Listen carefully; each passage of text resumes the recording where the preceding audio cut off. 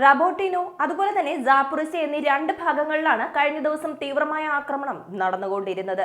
ഈ രണ്ട് ഭാഗങ്ങളും കൈവശപ്പെടുത്താനായി തീവ്രമായ ആക്രമണം കാഴ്ചവെച്ചത് റഷ്യ തന്നെയാണ്.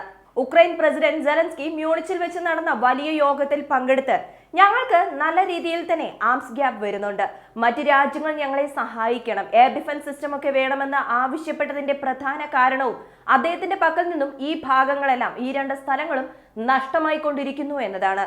സോ ഈ റബോട്ടിനോ അതുപോലെ സാപ്രീസിയ എന്നീ രണ്ട് ഭാഗത്തും റഷ്യയുടെ അസാൾട്ട് ഗ്രൂപ്പ് ഫീൽഡിലെത്തുന്നു. ആദ്യം ഇവരാണ് കളത്തിലിറങ്ങി എവിടേക്കാണ് ഉക്രൈൻ സൈനികർ ഒളിഞ്ഞിരിക്കുന്നത് എന്ന് കണ്ടെത്തി അതിനുശേഷം അവരെ ഏത് രീതിയിൽ ആക്രമണം നടത്താമെന്ന് പറഞ്ഞതിന് ശേഷമായിരിക്കും റഷ്യൻ സേന അവിടേക്ക് കടന്നു വരുന്നത്. അങ്ങനെ റഷ്യയുടെ ഈ അസാൾട്ട് ഗ്രൂപ്പ് തന്നെ ആക്രമണം നടത്തുന്നു എന്ന് പറയുമ്പോൾ ഉക്രൈൻ എന്ത് ചെയ്യണം? ഒന്നുകിൽ സറണ്ടർ ആകണം, അല്ലെങ്കിൽ അവിടെ നിന്നും ഓടി രക്ഷപ്പെടണം, അതും അല്ലെങ്കിൽ നിന്ന് യുദ്ധം ചെയ്യണം. എന്നാൽ അവിടെ നിന്ന് യുദ്ധം ചെയ്യാൻ പാകത്തിന് അവിടെ എവിടെയൊക്കെയാണ് ഉക്രൈൻ സൈനികർ ഉണ്ടായിരുന്നത് എന്ന് ചോദിക്കുകയാണെങ്കിൽ ഒന്നോ രണ്ടോ സ്ഥലത്ത് മാത്രമാണ് അവരുണ്ടായിരുന്നത്. ഉക്രൈന്റെ ഒരു ഗ്രൂപ്പ് ഉണ്ടായിരുന്നത് ഒരു സ്കൂളിലും മറ്റൊരു ഗ്രൂപ്പ് ഉണ്ടായിരുന്നത് DK എന്ന സ്ഥലത്തുമാണ്. അങ്ങനെയാണെങ്കിൽ റഷ്യ ഈ സ്ഥലങ്ങളെല്ലാം പിടിച്ചെടുത്തോ എന്നതാണ് ഈ ഒരു വീഡിയോയിലൂടെ വ്യക്തമായി അറിയാൻ പോകുന്നത്. വീഡിയോയിലേക്ക് പോകുന്നതിന് മുമ്പ് ഇതുവരെ ചാനൽ സബ്സ്ക്രൈബ് ചെയ്യാതെയാണ് കാണുന്നതെങ്കിൽ ചാനൽ സബ്സ്ക്രൈബ് ചെയ്യുക. വോയിസ് ഓഫ് വിക്കിയിലേക്ക് എല്ലാവർക്കും സ്വാഗതം.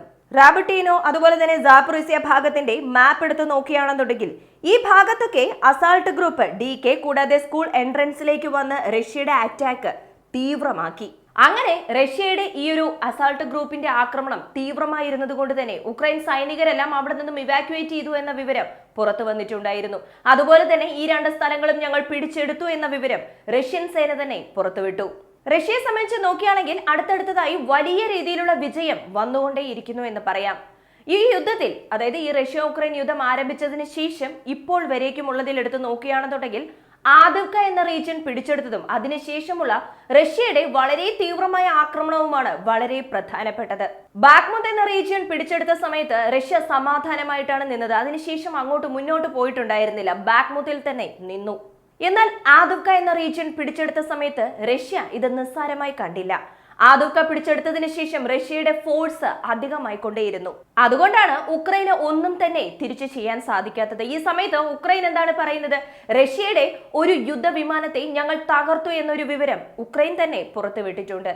ഇത് ശരിയാണോ തെറ്റാണോ എന്ന് ചോദിക്കുകയാണെങ്കിൽ തീർച്ചയായും ശരിയാകാനുള്ള സാധ്യത കൂടുതൽ തന്നെയാണ്. കാരണം റഷ്യ അവരുടെ അധികമായ സേനകളെ ഫീൽഡിലിറക്കി ഇപ്പോൾ ആക്രമണം നടത്തിക്കൊണ്ടിരിക്കുകയാണ്. ഇങ്ങനെ റഷ്യയുടെ നിരവധി ഫോഴ്സ് ഫീൽഡിൽ എത്തുന്ന സമയത്ത് തീർച്ചയായും റഷ്യക്കും നഷ്ടങ്ങൾ ഉണ്ടാകാം. അത് ചിലപ്പോൾ, അതായത് റഷ്യയുടെ ആ ഒരു നഷ്ടം എന്ന് പറയുന്നത് ചിലപ്പോൾ അത് യുദ്ധവിമാനവും ആകാം. അതുകൊണ്ടാണ് സെലൻസ്കി റിപ്പീറ്റ് ചെയ്ത് ഞങ്ങൾക്ക് എയർ ഡിഫൻസ് സിസ്റ്റം ആവശ്യമാണ് എന്നും പറഞ്ഞ് ആവശ്യപ്പെട്ടുകൊണ്ടിരുന്നത്. ഈ എയർ ഡിഫൻസ് സിസ്റ്റം ഉക്രൈന് ലഭിച്ചിരുന്നെങ്കിൽ ഉക്രൈന് ഇത്രത്തോളം നഷ്ടം വരില്ലായിരുന്നുവെന്നും റഷ്യ ഇത്രയും പെട്ടെന്ന് മുന്നോട്ട് വരില്ല, മുന്നേറി വരില്ല എന്നും പറയുന്നുണ്ട്. കാരണം റഷ്യ ആദ്യം ചെയ്തത് റഷ്യയുടെ എയർഫോഴ്സ് വെച്ചിട്ട് നിരവധി എയർ സ്ട്രൈക്ക് നടത്തി. അതിനുശേഷം അവരുടെ ഡ്രോൺ വെച്ച് സർവീലൻസ് ഒക്കെ ചെയ്തു. അങ്ങനെ ഡ്രോൺ വെച്ച് സർവീലൻസ് ഒക്കെ കഴിഞ്ഞതിന് ശേഷം ഇവരുടെ ടണൽ സ്ട്രക്ചർ എവിടെയാണെന്ന് കണ്ടെത്തി. ഈ ടണൽ സ്ട്രക്ചർ ആയിരുന്നു ഇവരുടെ ആദ്യഘട്ട നീക്കമായി കണക്കാക്കിയിരുന്നത്. ഈ ടണൽ സ്ട്രക്ചറിനുള്ളിലെ ഉക്രൈൻ സൈനികരെ പിടികൂടുക അല്ലെങ്കിൽ അവരെ കൊല്ലുക എന്നതിനു വേണ്ടി റഷ്യയുടെ അസാൾട്ട് ഗ്രൂപ്പാണ് ആദ്യമേ തന്നെ ഒറ്റയ്ക്ക് മുന്നോട്ട് പോകുന്നത്. അങ്ങനെ റഷ്യയുടെ പ്ലാനിംഗ് എല്ലാം കൃത്യമായി തന്നെ എക്സിക്യൂട്ട് ചെയ്തു. മാത്രമല്ല റഷ്യയുടെ ഫ്രണ്ട് ലൈൻ മാത്രം ഏകദേശം 8 മുതൽ 9 കിലോമീറ്റർ ദൂരത്തിലുണ്ട്. അങ്ങനെ ആദ്യത്തെ ലെയർ റഷ്യയുടെ അസാൾട്ട് ഗ്രൂപ്പ്, രണ്ടാമതായി ആർട്ടിലറി ഗ്രൂപ്പ് വരുന്നുണ്ട്, അതിനുശേഷം ടാങ്ക്. ഇങ്ങനെ വലിയൊരു സ്ട്രാറ്റജി കൃത്യമായി ആദിവ്ക എന്ന റീജിയണിൽ റഷ്യ ഫോളോ ചെയ്തു എന്നും പറയുന്നുണ്ട്. സോ ഇവിടെയെല്ലാം ഡ്രോൺ ഒരു വലിയ ഗെയിം പ്ലേ ചെയ്യുന്നുണ്ട് എന്ന് തന്നെ പറയാം.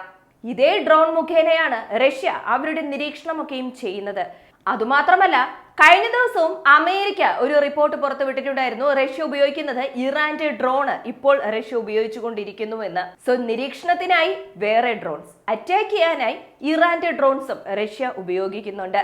കഴിഞ്ഞ ദിവസത്തെ അപ്ഡേറ്റിൽ മറ്റൊരു കാര്യം കൂടി പറഞ്ഞിട്ടുണ്ടായിരുന്നു. ഇറാന്റെ മിസൈലുകൾ റഷ്യ ഉപയോഗിക്കാനുള്ള സാധ്യത കൂടുതലുണ്ട് എന്ന് അമേരിക്ക അറിയിച്ചിട്ടുണ്ടായിരുന്നു. ഇറാന്റെ മിസൈലുകൾ മാത്രമല്ല, നോർത്ത് കൊറിയയുടെ ആയുധങ്ങൾ ഉപയോഗിക്കുന്നുവെന്നും അത് അമേരിക്ക തന്നെ കൺഫേം ചെയ്തിട്ടുണ്ട് എന്നും അമേരിക്ക തന്നെ റിപ്പോർട്ടുകൾ പുറത്തുവിട്ടിരുന്നു. പക്ഷേ ഇവിടെയൊക്കെ ഉക്രൈന് അനുകൂലമായി നിൽക്കുന്ന, ഉക്രൈനെ ഇത്രയും അധികം സപ്പോർട്ട് ചെയ്യുന്ന അമേരിക്കയുടെ നിലപാട് തന്നെ ഒരു വലിയ ചോദ്യചിഹ്നമായി നിൽക്കുകയാണ്. അമേരിക്കയെ വിശ്വസിച്ചു കഴിഞ്ഞാൽ ഇതിനുമപ്പുറം ഉക്രൈന് വിജയം ഉണ്ടാവില്ല എന്ന് ഉക്രൈനിലെ ജനങ്ങളും അവിടെയുള്ള സൈനികരും സംസാരിക്കാൻ ആരംഭിച്ചിരിക്കുന്നു. അവർ മാത്രമല്ല, അമേരിക്കയുടെ റിപ്പബ്ലിക്കൻ പാർട്ടിയിലുള്ള നിരവധി പേർ പറഞ്ഞിരിക്കുന്നത് എന്താണെന്ന് വെച്ചാൽ Ukraine is finally losing the support of the US എന്നാണ്. അതായത് ഉക്രൈൻ കുറച്ചായി അമേരിക്കയുടെ സപ്പോർട്ട് നഷ്ടപ്പെടുത്തിക്കൊണ്ടിരിക്കുന്നു എന്ന വലിയൊരു ചുഴലിക്കാറ്റ് ഉക്രൈനെതിരെ വന്നുകൊണ്ടിരിക്കുന്നു. ഓൾറെഡി ട്രംപ് കൂടാതെ ജോ ബൈഡൻ ഈ യുദ്ധത്തിൽ എന്തിനു സഹായിക്കുന്നു, ഉക്രൈനെ എന്തുകൊണ്ട് ഇത്രയും അധികം സഹായിക്കുന്നു, UK എന്തുകൊണ്ട് ഉക്രൈനെ സഹായിക്കുന്നു, അതുപോലെ ജർമ്മനി എന്തുകൊണ്ട് ഉക്രൈനെ സഹായിക്കുന്നു എന്നീ ചോദ്യങ്ങൾക്ക് മധ്യേ രാഷ്ട്രീയപരമായ വാക്കുകൾ, അതിനുവേണ്ടിയുള്ള പോരാട്ടം, ഇതിനു മധ്യേ റഷ്യയുടെ നശിപ്പിക്കാൻ പറ്റാത്ത സാമ്പത്തികം ഇങ്ങനെയുള്ളപ്പോൾ അമേരിക്കയുടെ പ്രഷർ ദിവസങ്ങൾ കഴിയുന്തോറും ഉയർന്നുകൊണ്ടേയിരിക്കുന്നു എന്ന് പറയാം.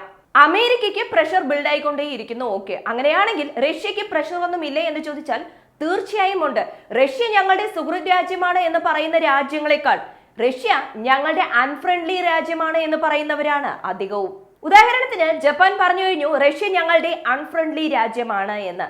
എന്നാലും റഷ്യയുടെ പക്കൽ നിന്നും ജപ്പാൻ ആവശ്യമായ LNG ഗ്യാസ് ഇപ്പോഴും ജപ്പാൻ വാങ്ങിച്ചുകൊണ്ടാണ് ഇരിക്കുന്നത്. ഏകദേശം 60% LNG ഗ്യാസും റഷ്യയുടെ പക്കൽ നിന്നുമാണ് വാങ്ങുന്നത്. സോ ഇവിടെ റഷ്യ എന്താണ് പറയുന്നതെന്ന് വെച്ചാൽ ഞങ്ങളെ വിശ്വസിച്ച് ജപ്പാൻ വന്നു, അവർക്ക് ആവശ്യമായ ഈ LNG ഗ്യാസ് ചോദിച്ചു, ഞങ്ങൾ കൊടുക്കുന്നുണ്ട്, തീർച്ചയായും കൊടുക്കും എന്നും പറഞ്ഞിട്ടുണ്ട്. ഇത് തന്നെയാണ് ജർമ്മനിക്ക് നോർഡ് സ്ട്രീം വഴി കൊടുത്തുകൊണ്ടിരുന്നത്.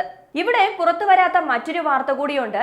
Nord stream 1 Nord stream 2 leakage ഉണ്ടായ കാര്യം എല്ലാവർക്കും അറിയാം. ഇത് റഷ്യയാണ് തകർത്തത് എന്ന് പാശ്ചാത്യ രാജ്യങ്ങൾ ആരോപണം ഉയർത്തിയിട്ടുണ്ടായിരുന്നു. റഷ്യ പറഞ്ഞിരുന്നു ഞങ്ങൾ അല്ല ചെയ്തത്, ഞങ്ങൾക്കെതിരെ ആരോപണം ഉയർത്തി പാശ്ചാത്യ രാജ്യങ്ങൾ ഒരു ഡ്രാമ പ്ലേ ചെയ്തുകൊണ്ടിരിക്കുന്നു എന്ന്. ഇത് സ്ഫോടനം നടത്തിയതാണെന്ന് റഷ്യ പറയുന്ന സമയത്ത് സ്വീഡനും അതുപോലെ മറ്റ് രാജ്യങ്ങളും കൂടി ചേർന്ന് ഇതിനെതിരെ വിചാരണ നടത്താം, അതിന്റെ റിപ്പോർട്ട് തരാമെന്നും പറഞ്ഞ് വിചാരണയും നടത്തി. കുറച്ചു ദിവസം കഴിഞ്ഞപ്പോൾ സ്വീഡൻ ആ ഒരു വിചാരണ തന്നെ സ്റ്റോപ്പ് ചെയ്തു. കാരണം ക്രെഡിബിൾ ആയ എവിഡൻസ് ഒന്നും ലഭിച്ചില്ല എന്നതാണ്. അങ്ങനെ സ്വീഡൻ സ്റ്റോപ്പ് ചെയ്തതിന്റെ പ്രധാന കാരണം നോർഡ് സ്ട്രീം 1 തകർത്തത് UK ആയിരിക്കാമെന്ന ഒരു വിവരം പുറത്തു വന്നിട്ടുണ്ട്. ഈ ഒരു വാർത്ത പുറത്തുവിട്ടത് മോർട്ടൈമർ എന്ന ഒരു ഓർഗനൈസേഷൻ ആണ്. അവർ പറഞ്ഞത് എന്താണെന്ന് വെച്ചാൽ UKയുടെ ഇൻഫ്ലുവൻസ് ആണ് ഈ പൈപ്പ് ലൈൻ ഡാമേജ് ആകാൻ കാരണം. ഇത് ഞങ്ങൾക്ക് സ്ട്രോങ് ആയി പറയാൻ പറ്റും, ഇത് സ്വീഡനും കണ്ടുപിടിച്ചു, അതുകൊണ്ടാണ് മതിയായ ക്രെഡിബിൾ എവിഡൻസ് ഒന്നും ഇല്ല, അതുകൊണ്ട് തന്നെ ഞങ്ങൾ ഈ റിസർച്ച് സ്റ്റോപ്പ് ചെയ്യുന്നു എന്നും പറഞ്ഞ് ഈ വിചാരണ പാതി വഴിക്ക് സ്വീഡൻ നിർത്തിപ്പോയതിന്റെ പ്രധാന കാരണം UK ഇതിൽ ഉൾപ്പെട്ടിട്ടുണ്ട് എന്നതാണെന്ന് മോർട്ടൈമർ പറയുന്നു. ഉക്രൈനെ സംബന്ധിച്ച് നോക്കുകയാണെങ്കിൽ ഉക്രൈനിൽ വീണ്ടും അഴിമതി ഉണ്ട് എന്ന് യൂറോപ്പ് യൂണിയനിലുള്ള രാജ്യങ്ങൾ സംസാരിക്കാൻ ആരംഭിച്ചിരിക്കുന്നത് ഉക്രൈന് വീണ്ടും പ്രശ്നങ്ങൾ ഉണ്ടാക്കിക്കൊണ്ടിരിക്കുന്നു എന്ന് പറയാം. മറ്റൊന്നുമല്ല, യൂറോപ്പ് യൂണിയനിൽ ഉക്രൈൻ അംഗമാകുമോ ഇല്ലയോ എന്നതാണ്. കാരണം ഓൾറെഡി പറഞ്ഞിരുന്നു അഴിമതി നടക്കുന്ന ഒരു രാജ്യത്തിന് യൂറോപ്പ് യൂണിയനിൽ അംഗമാകാൻ പറ്റില്ല എന്ന് പറഞ്ഞിട്ടുണ്ടായിരുന്നു. അതേപോലെ തന്നെ യൂറോപ്പ് യൂണിയൻ വഴി ഉക്രൈന് സഹായം കൊടുക്കാമെന്ന് പറഞ്ഞുകൊണ്ടിരുന്നതും 2 രാജ്യങ്ങൾ തടസ്സപ്പെടുത്തി. 1 ഓസ്ട്രിയ, 2 ഹംഗേരി. യൂറോപ്പ് യൂണിയനെ സംബന്ധിച്ച് നോക്കുകയാണെങ്കിൽ ഒരു 27-28 രാജ്യങ്ങൾ ഉണ്ട് എങ്കിൽ അതിലേതെങ്കിലും ഒരു രാജ്യം എടുക്കുന്ന തീരുമാനത്തിന് മറ്റേതെങ്കിലും ഈ 27 രാജ്യത്തിൽ ഏത് രാജ്യം അതിനെ എതിർപ്പ് അറിയിച്ചാലും പിന്നീട് ആ തീരുമാനം പ്രോസസ് ചെയ്യാൻ പറ്റില്ല. അതാണ് നിയമം. അടുത്തത് അസർബൈജാൻ അർമേനിയ. ഈ അസർബൈജാൻ അർമേനിയ പ്രശ്നം എന്നത് 2020-2021 കാലഘട്ടത്തിലാണ് വലുതാകാൻ ആരംഭിച്ചത്. 2021-2022 കാലഘട്ടമായപ്പോൾ അസർബൈജാൻ അർമേനിയ ഒരു യുദ്ധമായി തന്നെ മാറി. അസർബൈജാൻ എന്ന് പറയുമ്പോൾ തുർക്കിയും അർമേനിയ എന്ന് പറയുമ്പോൾ റഷ്യയും അവരുടെ ഡ്രോൺസ് കൊടുത്ത് സഹായിച്ചുകൊണ്ടിരുന്നു. ഈ ഒരു സമയത്താണ് ഡ്രോൺ സേന ഫോം ചെയ്തത് എന്ന് തന്നെ പറയാം. സോ ഈ വാർ സോൺ വീണ്ടും ചൂടായി തുടങ്ങിയെന്ന വിവരം പുറത്തു വന്നിട്ടുണ്ട്. അസർബൈജാൻ അർമേനിയ യുദ്ധം വളരെ പെട്ടെന്ന് തന്നെ വരാനുള്ള സാധ്യതയുണ്ട് എന്ന വിവരവും പുറത്തു വരുന്നു. സോ അസർബൈജാൻ അർമേനിയ പ്രശ്നം വന്നു കഴിഞ്ഞാൽ അത് മിഡിൽ ഈസ്റ്റിനെയും ബാധിക്കും, അതുപോലെ തന്നെ റഷ്യയെയും ബാധിക്കും. അടുത്തത് മോൾഡോവ എന്ന് പറയുമ്പോൾ തന്നെ നമുക്ക് ഓർമ്മ വരുന്നത് ട്രാൻസ്നിസ്ട്രിയയാണ്. ഇത് മോൾഡോവയിലെ ഒരു ചെറിയ ഭാഗം മാത്രമാണ്. ഇവിടെ പ്രോ റഷ്യൻസ് ആണ് അധികമായിട്ടുള്ളത്. സോ ഈ ട്രാൻസ്നിസ്ട്രിയ എപ്പോഴും മോൾഡോവയ്ക്ക് ഒരു തലവേദനയായിരിക്കുമെന്നും പറഞ്ഞ് മോൾഡോവയ്ക്ക് എപ്പോഴും ഒരു സംശയം ഉണ്ടാകും. ഇപ്പോൾ ഈ ട്രാൻസ്നിസ്ട്രിയ പ്രശ്നം ഒഴിവാക്കാൻ എന്തെങ്കിലും മാർഗമുണ്ടോ എന്നും പറഞ്ഞ് മറ്റൊരു അലയൻസിനായി തയ്യാറായിക്കൊണ്ടിരിക്കുകയാണ് ഉക്രൈനും മോൾഡോവയും. എങ്ങനെയെങ്കിലും റഷ്യയുടെ പക്കൽ നിന്നും ട്രാൻസ്നിസ്ട്രിയയെ പിരിച്ചെടുക്കണമെന്നതാണ് മോൾഡോവയുടെ ആഗ്രഹം. പക്ഷേ മോൾഡോവ, ട്രാൻസ്നിസ്ട്രിയ എന്ന് പറയുമ്പോൾ ക്രീമിയ മുതൽ ഒരു ലാൻഡ് കൊറിഡോർ നിർമ്മിക്കുക എന്നത് റഷ്യയുടെ ഒരു ലോങ് ടേം പദ്ധതിയാണ്. അതുകൊണ്ട് തന്നെ മോൾഡോവ റഷ്യക്ക് ആവശ്യമാണ്. പക്ഷേ ഈ മോൾഡോവ പ്രശ്നത്തിൽ ഇപ്പോൾ ഉക്രൈൻ തലയിടുന്നതിന്റെ പ്രധാന കാരണം റഷ്യക്ക് എതിരായി നിൽക്കുക എന്നതാണ്. ഇതിന് റിവഞ്ചായി റഷ്യ എന്താണ് ചെയ്യാൻ പോകുന്നത് എന്ന് കാത്തിരുന്ന് തന്നെ കാണാം. ഈ ഒരു വീഡിയോയെക്കുറിച്ചുള്ള നിങ്ങളുടെ അഭിപ്രായം മറക്കാതെ കമന്റ് അയച്ചേർക്കുക. വീഡിയോ ഇഷ്ടമാവുകയാണെങ്കിൽ ലൈക്ക് ചെയ്യുക, ഷെയർ ചെയ്യുക, ചാനൽ ഒന്ന് സബ്സ്ക്രൈബ് ചെയ്ത് സപ്പോർട്ട് ചെയ്യുക. വീണ്ടും അടുത്ത വീഡിയോയിൽ കാണാം. നന്ദി, നമസ്കാരം.